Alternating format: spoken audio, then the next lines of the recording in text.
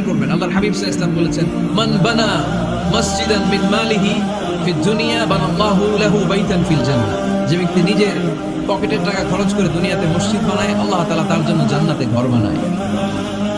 60টা জিনিস মানুষ মরে যাওয়ার পরে তার কবরে পৌঁছতে থাকে। ইন্না মিম্মা ইয়ালহাকুল মুমিন মিন হাসানাতিহি বা'দা মাউতিহি। মানুষ মরে যাওয়ার পরেও যে 60টা জিনিস তার কবরে পৌঁছায়, তার মধ্যে একটা হচ্ছে মসজিদান বানাহু। সে যে মসজিদ বানিয়ে গিয়েছে, ওই মসজিদের সওয়াব। সুবহানাল্লাহ পড়ো।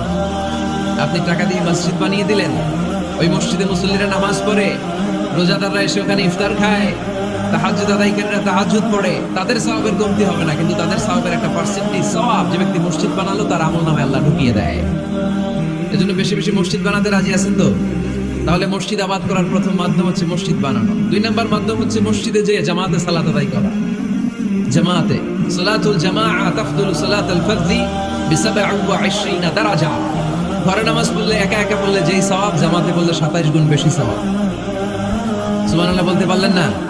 হে নামাজি আমার ঘরে নামাজে পড়ো আজ, দিলে মে তোমার চরণ তলে হৃদয় যায় নামাজ।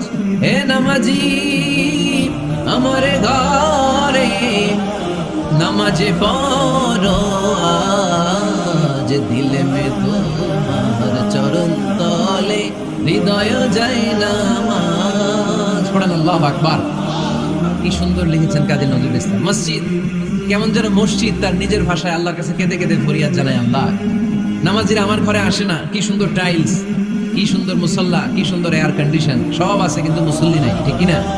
মসজিদগুলো আল্লাহর কাছে ফরিয়াদ জানায়। এজন্য আমরা যেন মসজিদমুখী হই। কি মুখী? আওয়াজ করে বলতে হবে, কি মুখী?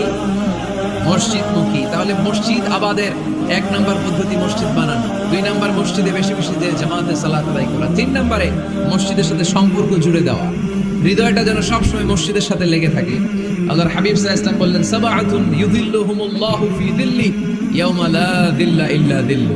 7 শ্রেণীর ব্যক্তিকে আল্লাহ তাআলা কিয়ামতের দিন আরশের নিচে ছায়া দিবে, যেদিন আল্লাহর আরশের ছায়া ছাড়া কোনো ছায়া পৃথিবীতে থাকবে না। সেই দিনটা কি এই দিনের মতো? কিয়ামতের দিনটা আজকের এই দিনের মতো হবে?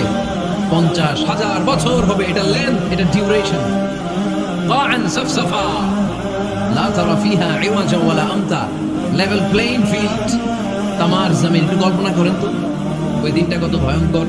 বাবা ছেলেরে চিনবে না ওই দিন, ছেলে বাবারে চিনবে না, স্ত্রী স্বামীকে চিনবে না, স্বামী স্ত্রীকে চিনবে না, পীর সাহেব মুরিদ চিনবে না, মুরিদ পীর সাহেবকে চিনবে না, নেতা কর্মীকে চিনবে না, কর্মী নেতাকে চিনবে না।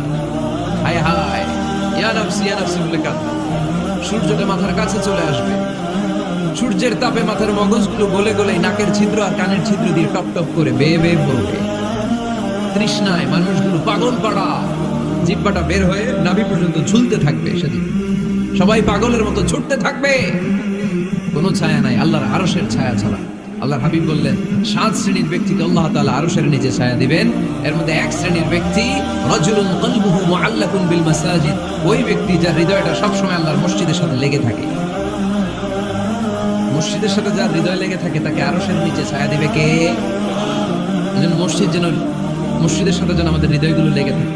অনেকেই দেখবেন এত ভালো নামাজ, জোহর পরে টেনশন করে আসরটা কই পড়বো, আসর পরে চিন্তা করে মাগরিবের সময় আমি কোথায় থাকবো, মাগরিবের সময় টেনশন, ইস এশাটা হয়ে গেলেই তো শেষ। এরকম লোক আছে না নাই? এদেরকে সেই কঠিন ভয়াবহ দিনে আরশের নিচে ছায়া দিবে কে? তারপরে মসজিদ আমাদের 4 নম্বর পদ্ধতি, মসজিদকে পরিচ্ছন্ন রাখা, মসজিদকে ঝাড়ু দেয়া। মসজিদকে যারা পরিষ্কার করে তাদের হৃদয়ের যন্ত্রণা দূর করে দেয় কে? সাইয়েদনা ইব্রাহিম আলাইহিস সালাম এবং ইসমাঈল আলাইহিস সালামকে আল্লাহ তাআলা আদেশ করেছেন, তাহহিরা বাইতিয়া লিত-তাইফিনা ওয়াল আকিফিনা ওয়ার রুকআই সুজুদ। হে ইব্রাহিম, ইসমাঈল, বাপ বেটা দুইজন মিলে মসজিদ ঝাড়ু দাও। কি ঝাড়ু দাও? মসজিদেরি ঝাড়ু বড়দার ও কমারে হাত শোনো আমারে মুনাজাত। পড়েন, শোনো শোনো ইয়া ইলাহি আমারে মুনাজাত, শোনো আমারে মুনাজাত। পড়েন আমিন। মসজিদ ঝাড়ু দাও, মসজিদ আমাদের অন্তর্ভুক্ত। আপনারা কেউ কোনোদিন মসজিদ ঝাড়ু দিয়েছেন নাকি? কে কে দিয়েছেন দেখি? সবাই? সবাই মসজিদের খাদেম?